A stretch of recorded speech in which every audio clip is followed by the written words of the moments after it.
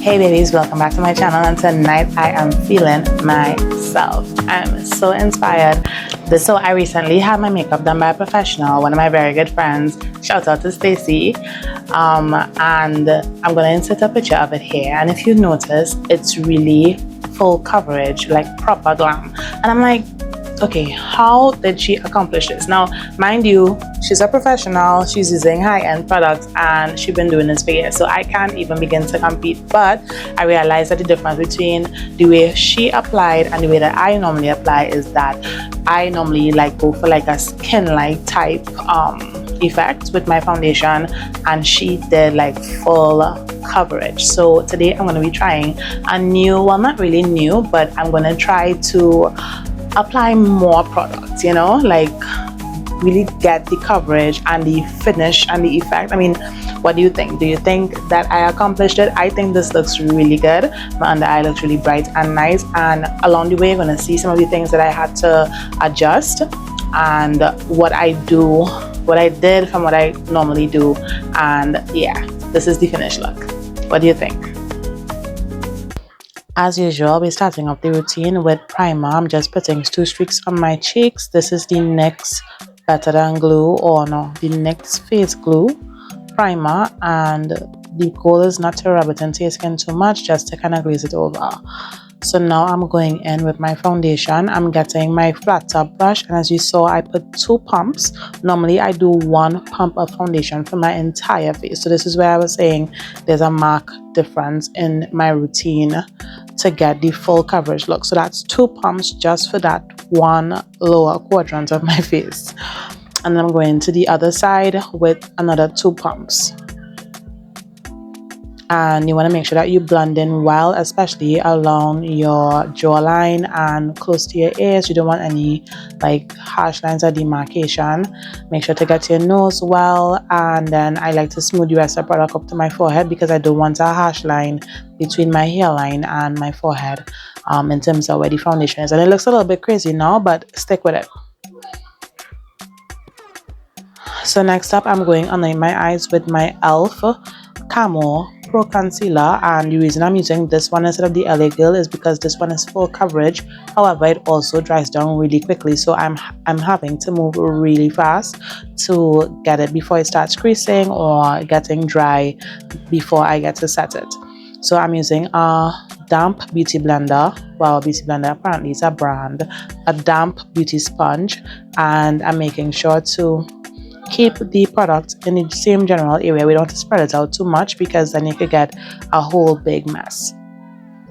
Just make sure that you blend out the edges real nice and that it blurs perfectly. I did some on my nose and my chin as well, just for a bit of brightness in that area. Now I'm going in with my same color as my skin setting powder. Now this is where I realized this is probably why I don't get the brightness of the under eye. I don't know if people still use banana setting powder, which was a whole big thing at a point in time, but I know that people typically do use a brighter or maybe a translucent setting powder under their eyes just to kind of preserve the brightness that is given from the concealer. So this is where I was like, okay, maybe I need to go over it again because it looks a little bit too toned down for me for the effect that we're going for. So I'm going back over right into the innermost corners and blending out again.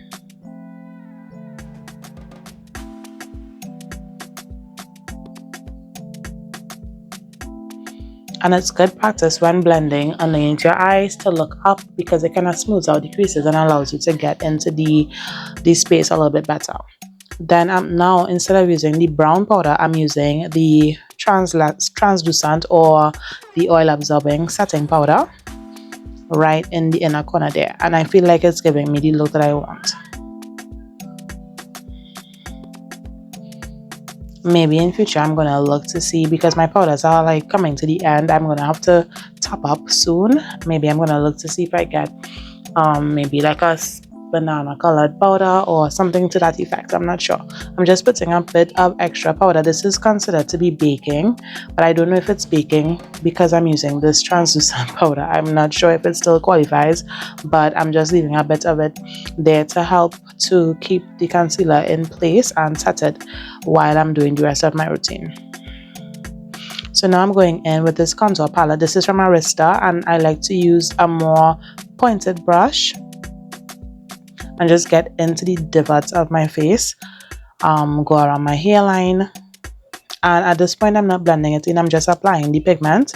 And I like using powders because it's buildable and it's not going to get muddy if you're a novice. So if you use a lot of liquid-based foundation products or pigment then on your face, then it potentially can get muddy if you don't set it well and that kind of thing. So for me, I like using the powdered contour.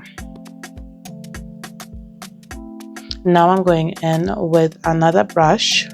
Oh, this is the big fluffy brush because I want to do like a light displacement of blush along my cheekbones and temple area. And this is kind of going to blend in and merge with the contour.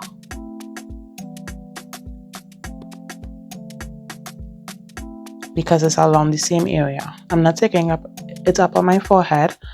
For that area, I'm just going to go back with a clean brush. I'm just making sure it's clean on the back of my hand and kind of buffing out my forehead area.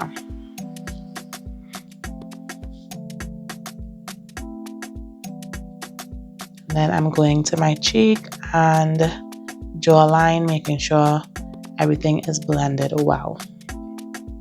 I'm going to be leaving links to all of the products that I used down below in the description box. You can pick them up on Amazon.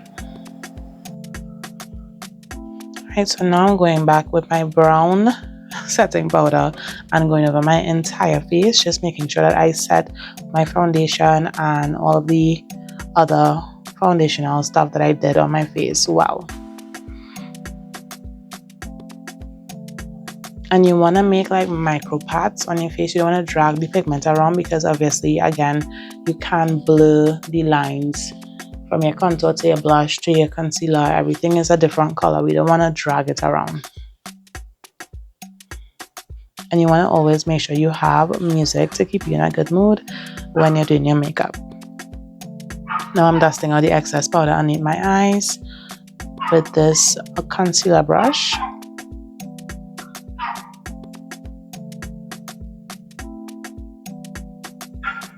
Jamming some more. Right, so underneath my eyebrows, I'm using the LA Girl concealer to carve out my brows and to highlight, to create a nice base for my eyeshadow on top of my lids. Why am I using this one instead of the e.l.f. Camo? Particularly because this one takes longer to dry down and it gives you a little bit more time to work with it. It also creates a nice sticky playground for you to adhere your powder, your pigments to. So I'm just coating my entire lid evenly, making sure that my eyebrows look chiseled, because I don't really do too much with my brows because, as I said in many videos before, they are pretty black on their own.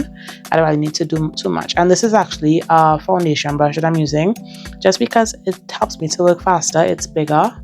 Not all the time I would use a brush like this, but because I kind of want to just do this part quickly and efficiently, I'm just using the bigger brush. And then you blend out the ends of the concealer with your beauty sponge. Now I'm just putting some of the lamination formula on my brows. This is from e.l.f. as well. Will help them to stay in place.